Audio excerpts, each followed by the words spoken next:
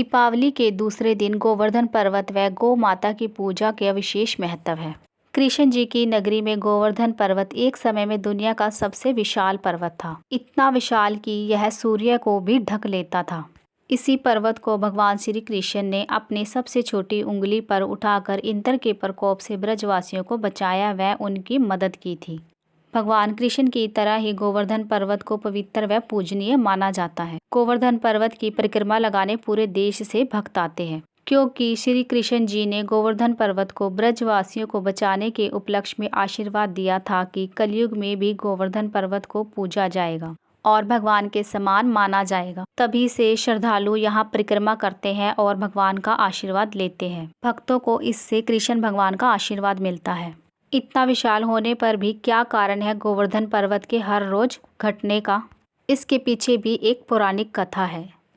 आइए जानते हैं कथा के बारे में। इससे पहले अगर आप मेरे चैनल पर नए आए हैं तो चैनल को सब्सक्राइब कर लीजिएगा। वीडियो अच्छी लगे तो शेयर और लाइक जरूर करिएगा। गोवर्धन पर्वत को ही गिरिराज पर्वत कहा जाता है।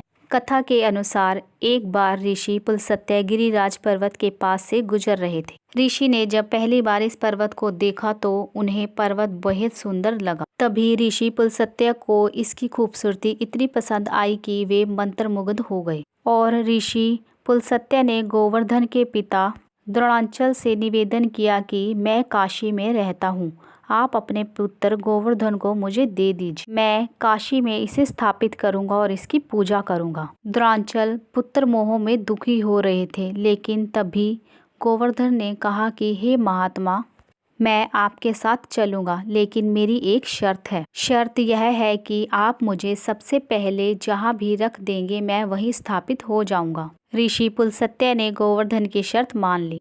ऋषि इतने विशाल पर्वत को अपने तपोबल के माध्यम से अपनी हथेली पर उठाकर चलने लगे। चलते चलते रास्ते में ब्रजधाम आ गया। गोवर्धन को याद आया कि भगवान श्री कृष्ण जी यहाँ लीलाएं कर रहे हैं।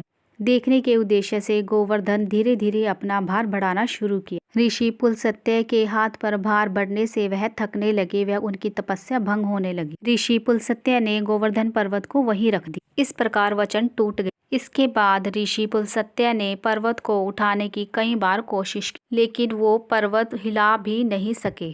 तब ऋषि पुलस्त्य ने क्रोधित होकर गोवर्धन को श्राप दिया कि तुम्हारा विशालकाय कद रोज तिल तिल कर कम होता जाएगा। कहते हैं तभी से गोवर्धन पर्वत का कद तिल तिल कर घट रहा है। ऋषि पुलस्त्य के श्राप के कारण ही गोवर्धन पर्वत तिल तिल घटता जा रहा है।